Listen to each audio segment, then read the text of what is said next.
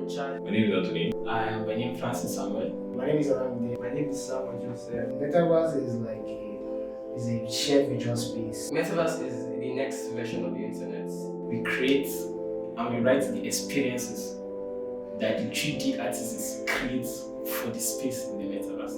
I learned a lot of metaverse tools that you could use to upgrade yourself or make yourself more notable in the tech space, especially in metaverse. The most exciting part was when I discovered that we could create things like live objects in 3D and still make them visible in the metaverse. As a student, you can earn from the metaverse or from the XR by uploading filters into Instagram. Back in I used AutoCAD, but coming to Greysoft XR Bootcamp, I got introduced to Blender, Spark AR, and Sphinx XR. Basically, for me, we should invest in the metaverse, which is like presently the future.